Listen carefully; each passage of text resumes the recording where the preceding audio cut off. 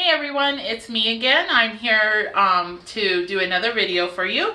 As our quarantine continues, I continue to cook and bake, which may or may not be a good thing. It just depends on who you ask, I suppose.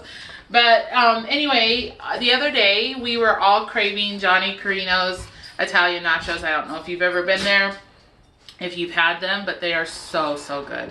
And obviously driving up to Idaho Falls is out of the picture for us right now. And personally, I'm really trying to just stay home as much as possible. I do fall into a high risk group for coronavirus, so I'm taking care of myself, lest you think I'm not.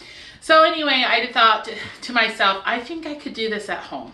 And so I figured out how, and I posted a picture on my Instagram account and Facebook, and everyone was like, oh, I need the recipe. So here we go.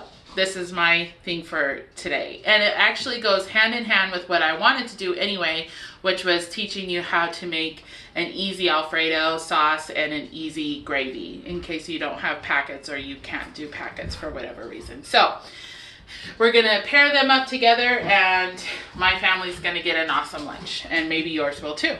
Anyway, so the first thing we need to do to make Italian nachos is to actually make our base. When you go to Johnny Carino's, they say they use pasta chips as their base.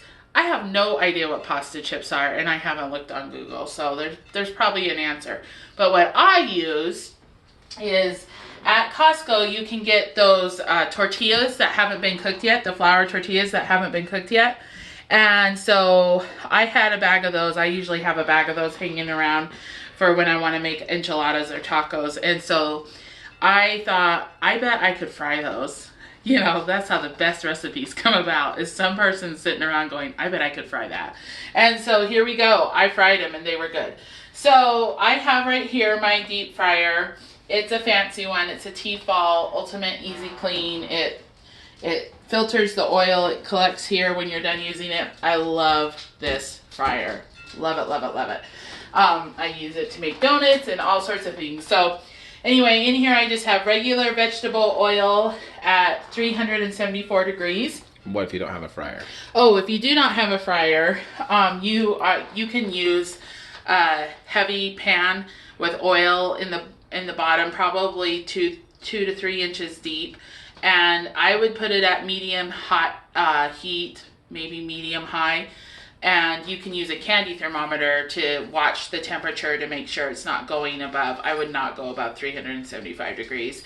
Vegetable oil has the highest flash point. I think that's the one you want to use so it doesn't catch on fire or smoke, but I still wouldn't go above 375.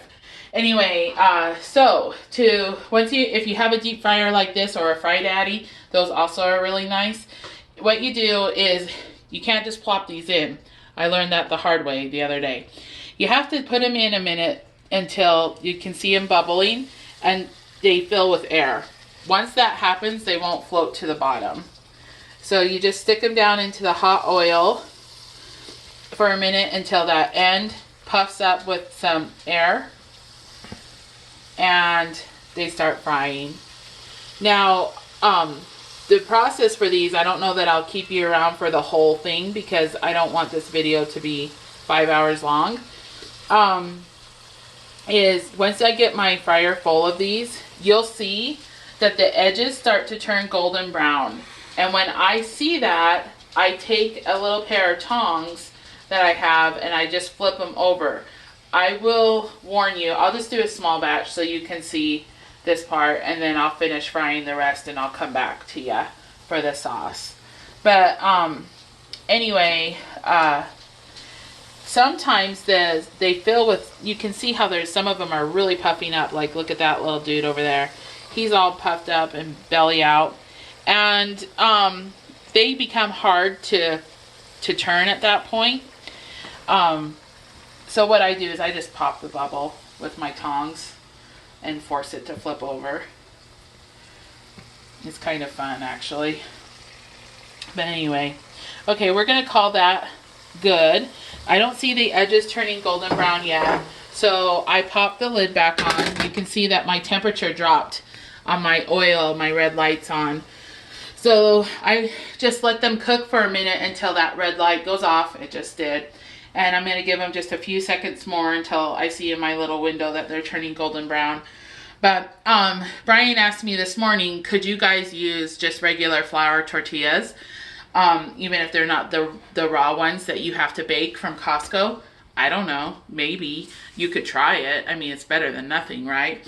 And you might Google what pasta chips are. I wondered if they weren't pasta that's been cooked and then you just deep fry it. Like I was thinking lasagna. I wondered if lasagna noodles would work, but I haven't tried it yet, so I can't testify to that. Okay, they are golden brown.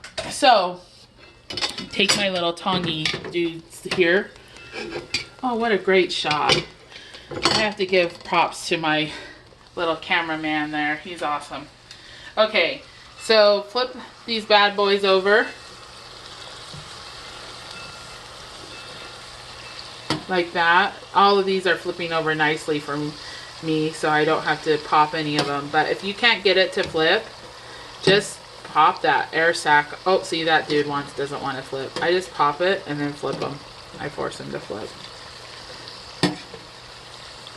Okay, so then I just let those cook on this other side. Look at that beautiful golden brown. It doesn't take as long on the second side as it does the first, so I'll just pop this on probably just for a few seconds. And then I'll talk about this while I'm waiting for them. Once they are done, I put them in a bowl that's been lined with paper towels. See, I already have some done. I was waiting for Brian to be ready to video. And so I already got some done. So I just put them in a bowl with the paper towels to catch any excess grease. And then I salt them with just some Himalayan salt or table salt, whatever kind of salt you use. So to get them out quickly and to drain them well, I use just what are those called? Sieves. Give them a little pat to get any extra grease off.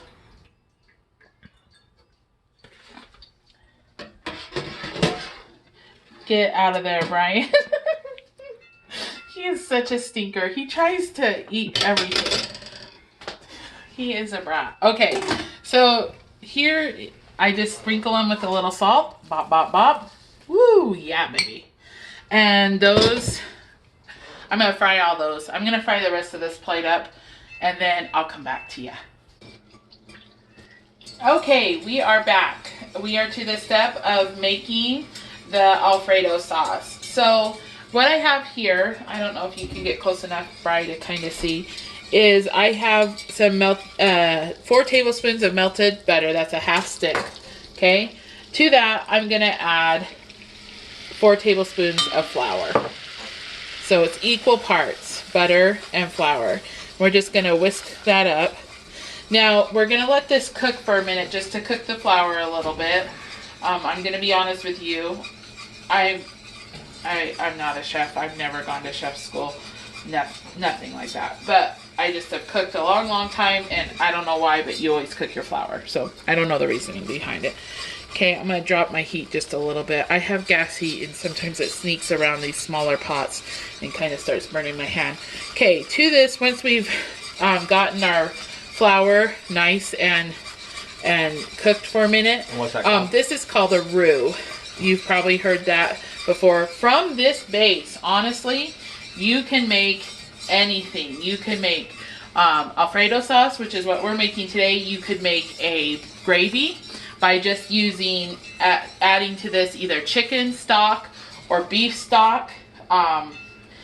And so this is a really great skill to have, just being able to make this, because a basic white sauce, you could make sausage gravy from this for biscuits and gravy. So this is very, very versatile. This is why I wanted to do this today anyway. So to this, what I'm going to do is I'm going to add just some chicken broth. Now this is just made from bouillon. It's nothing fancy. I do make my own bone broth with my Instant Pot, but I didn't want to get out any to defrost. And on top of that, I'm using cheap bouillon. I mean, we're talking the stuff that's powdery, not the good stuff from Costco. I had it on hand and I needed to use it up. So you just add a little bit at a time, as you can see I'm doing, to keep that from clumping up, making clumps. So if you wanted to make a chicken gravy, you just add more stock at this point to the desired consistency. But now, since we're making this into Alfredo sauce, I'm going to switch over to milk. This is just 2% milk. Let me give this a good whisk so I don't get any lumps here. This is 2 cups. So we did 1 cup of chicken broth. Again, it's 4 tablespoons of melted butter, 4 tablespoons of flour, 1 cup of chicken broth, and this is 2 cups of milk. This should be about right as far as desired consistency that I like. I like my Alfredo sauce to be kind of thick, where it really sticks to the chips. And since I'm using, in a minute when we start adding our other spices, you'll notice I'm not adding any salt. That's because I only buy salted butter. I think unsalted butter is a crime of humanity. But so I buy I buy salted butter. That's all I buy. And because I use that cheapo bouillon to make my broth, it's salty. So it should be. The other day I didn't add any salt and it was perfect. Okay, so you can kind of see I'm being able to look at the camera. It's got a good consistency. Maybe a little thin, but when you add the cheese, it will thicken up, okay? So I wanted to show you this. This is a little trick. If you want to know if your gravy's the right consistency, put it on a spoon and swipe your finger across it. If it holds its shape, it's right. Okay, so there's a little trick for you. All right, so this would be a great gravy if we were doing that. But we're not. We're making Alfredo sauce. Okay, so to this, now I have here, I think about 3 teaspoons of garlic powder. Yes, you can use fresh garlic. Yes, it's better. And if you do use fresh garlic, you're going to put it in just before you put in your flour, because garlic burns super fast. So you don't want to put it in while your butter's melting. You want to put it in just before you add the flour. I'm out of fresh garlic, and I haven't braved the stores for anything more than what I absolutely need. So I'm using garlic powder today. So I'm going to sprinkle in quite a bit because my family loves garlic. And after all, we're all practicing social distancing if you do get to see another human being right now. So what does it matter if your breath smells like garlic? Eat that garlic. It's good for your immune system, even if it is powdered garlic. Okay. And I can smell that that's right. And Brian can smell it too. And he's super hungry for lunch. So this is a little bit torturous. And I feel really bad about that. Never mind the smile on my face, right? Okay. And then to this, we're going to go ahead and add, this is about a cup, maybe a little over, of shredded Parmesan. So we just plop that in. Give it a good stir. Now this is going to take a minute to come back up to temperature and melt that cheese. So I'm going to go ahead and have Brian stop for a minute, and I'll come back to you when the cheese is melted and we've got our finished product. Okay, we're back. So, and just to let you know, not a lot of time has transpired. This goes pretty quick. I want to show you this first. Here's the consistency of my sauce with the melted cheese. It's perfect. It is so perfect. So now I'm going to build some nachos for you just so you can see, give you some ideas of the toppings that I put on that might be a little different from Johnny Carino's. Anyway, we have our base of chips here that we made earlier, and we're going to put some sauce on. it. Perfect. And then we just did some bulk Italian sausage from Winco. The mild. We don't like it spicy. Put a little bit of that on. Here is mirepoix. It's onions and peppers all sauteed together. Brian loves vegetables with a little bit of char on them, so I overdo mine compared to what I would normally do if I was cooking this for anyone else. And then we do a little bit of olives, black olives that have been cut up. A little bit of diced tame jalapenos. The tamed ones are so great because they give you that nice jalapeno flavor and that pickled jalapeno flavor without the spice. And then we sprinkle on a little bit of fresh Parmesan cheese. And just for good measure and to give a good picture, here is our dried parsley. So there you have it, folks. A wonderful plate of my version of Italian nachos. I hope that you guys are able to make this for your family if you like. And until next time, stay safe. God bless you. He's going to get us through this, guys. Love you all.